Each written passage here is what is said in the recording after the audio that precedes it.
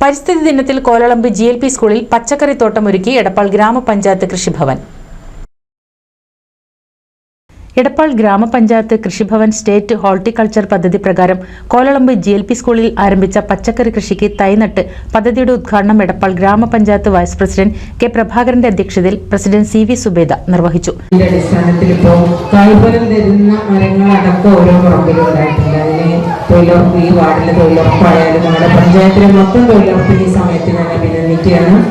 കൂടാതെ നമ്മളിപ്പോൾ ഇവിടെ നിന്ന് ഈ നട്ട പച്ചക്കറികൾ കൃഷി ഓഫീസർ വളരെ നല്ല രീതിയിൽ ഓരോ പ്രവർത്തനങ്ങളും നടത്തുന്ന ആളാണ്. ഞങ്ങൾ പഞ്ചായത്തിൽ ഓരോ കൃഷി ഓഫീസർമാരും മാറി വരുമ്പോഴും കരുതാറുണ്ട് ഇതാണ് ഏറ്റവും നല്ല കൃഷി ഓഫീസർ എന്ന്. പക്ഷെ അടുത്ത് വരുന്ന ആൾ അതിനേക്കാൾ മികച്ചതായി അങ്ങനെ ഒരു ഭാഗ്യം നമ്മുടെ പഞ്ചായത്തിലുണ്ട്.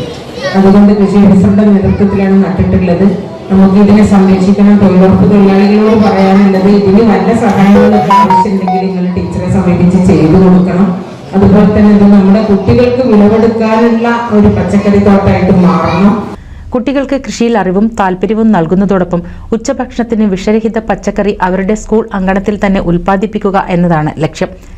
തടത്തിൽ പുല്ല് വളരാതിരിക്കാൻ മർച്ചിംഗ് ഷീറ്റ് ഉപയോഗിച്ചും ഡ്രിപ്പ് സംവിധാനത്തിലൂടെ വെള്ളവും വളവും നൽകിയാണ് കുട്ടികൾ കൃഷി പരിപാലിക്കുന്നത്. കൃഷി ഓഫീസർ MP സുരേന്ദ്രൻ പദ്ധതി വിശദീകരണവും തൈ പരിപാലനവും കൃഷി രീതികളും വിശദീകരിച്ചു.